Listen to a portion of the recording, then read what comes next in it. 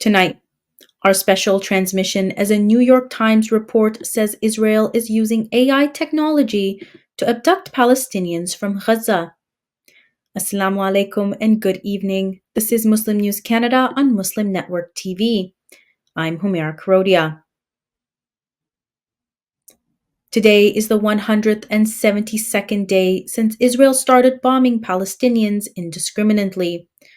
Despite a United Nations Security Council resolution urging an immediate ceasefire during Ramadan, Israel continues to bomb Gaza and southern Lebanon. In the past 24 hours, 76 Palestinians have been killed in Gaza. 102 have been injured. Once again, Palestinian civilians seeking aid have been targeted. 2 have been severely wounded by Israeli snipers. Israeli forces are continuing their raid on Al-Shifa hospital for the second week. They are arresting Palestinians living in the vicinity of the hospital. An Israeli strike on the Burej refugee camp has killed at least 5 people. In Jenin, West Bank, an Israeli drone has killed 3 people and wounded 9. In southern Lebanon, Israeli planes have bombed an emergency medical center, killing 7 civilians. Lebanon says it has lodged 22 complaints at the United Nations over Israel's attacks and violations since last October. The death toll from Israel's war continues to mount. At the time of writing, 32,490 Palestinians have been killed. A report by the UN says another 8,000 Palestinians are buried under the rubble.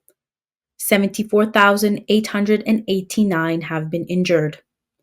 Israel's revised death toll from Hamas's attacks stand at 1,139.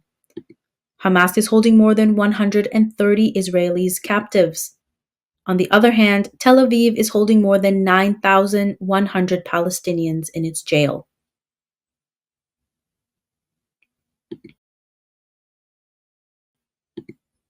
Israeli officials are claiming to have killed Marwan Issa, a senior member of Hamas's military wing. Rear Admiral Daniel Hagari says Israeli intelligence has confirmed a strike on Nusayrat refugee camp 2 weeks ago, eliminating Issa.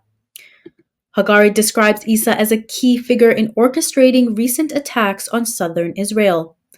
Hamas has not confirmed the killing of Issa.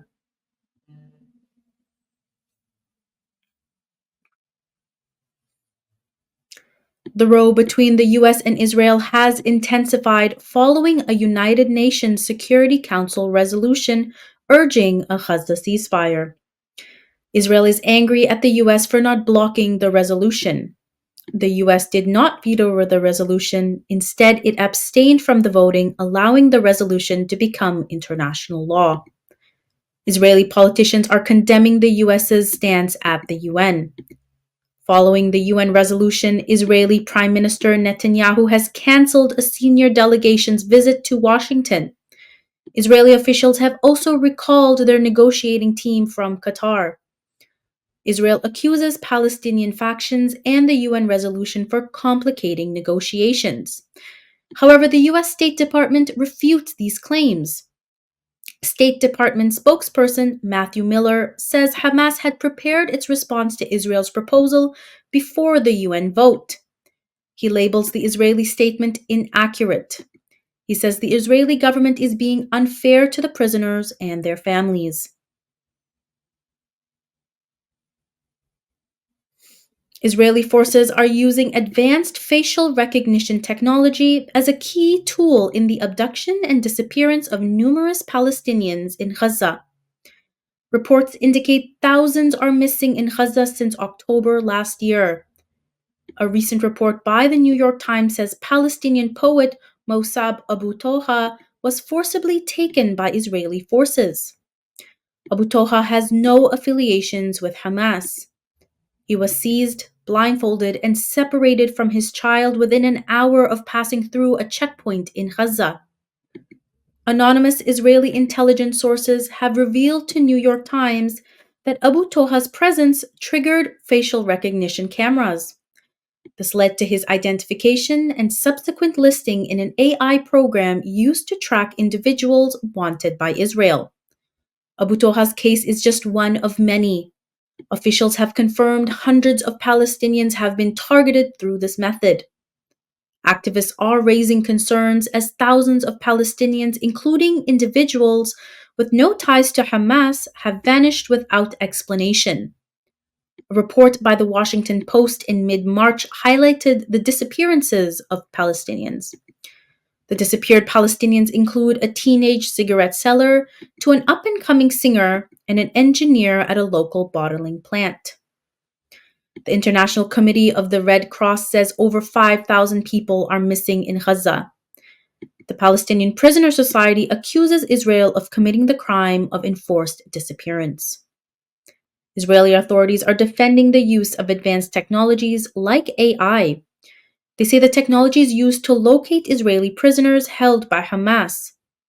However, critics argue that these technologies have been used extensively to surveil and restrict Palestinian movement, particularly in the West Bank. Amnesty's international report from May last year shows widespread use of facial recognition technologies in cities like Hebron and East Jerusalem. The report says the surveillance is part of Israel's strategy to create a hostile environment for Palestinians. It says the surveillance contributes to ongoing tensions in the region.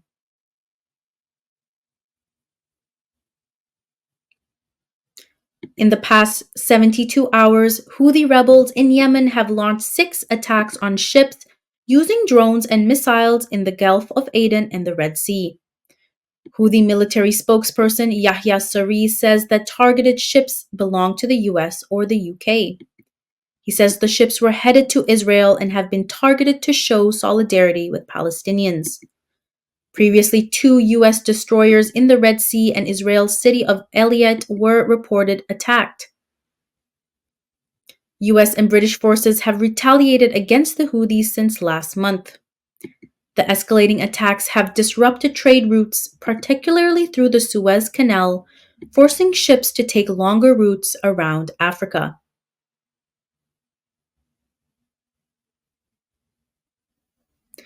The staff at Australian Broadcasting Corporation is concerned regarding bias in the coverage of Israel's war on Palestine.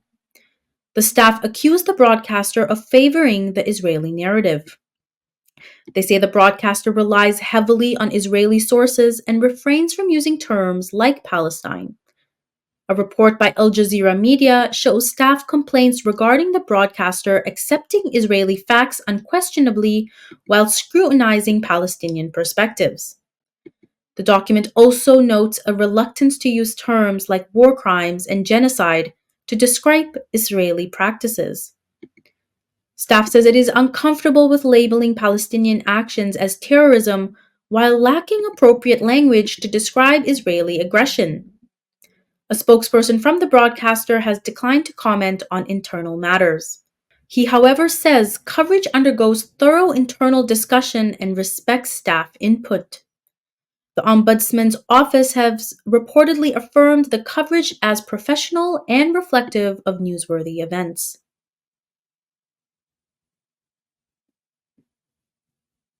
At least 8 people have been killed in airstrikes in eastern Syria. The casualties include a World Health Organization worker, an Iranian military advisor, and Iraqi fighters. The strikes have targeted a villa serving as a communication center. No group has claimed responsibility for the airstrikes. Iran blames Israel for the attack. The strikes are the first of their kind since February. Witnesses describe the significant damage and power outages in the area. Israeli settlers have been caught on camera dumping garbage on Palestinian homes near Kiryat Arba settlement in the West Bank. According to the UN, around 7,000 Israeli settlers reside in the occupied territories. Palestinian communities suffer from settler-produced waste. Sewage flowing from settlements like Ariel and Barkin have flooded Palestinian areas, affecting their health and agriculture. Since October 7th, there have been 650 recorded attacks, by Israeli settlers against Palestinians. The attacks have left hundreds of Palestinians injured and their properties damaged. During this period, settlers have killed at least 9 Palestinians. In the same period, Israeli forces have killed over 400 Palestinians in the West Bank. Thank you for watching. Our news is produced by Muslim Network TV, which is a not-for-profit organization. We need your support for donations.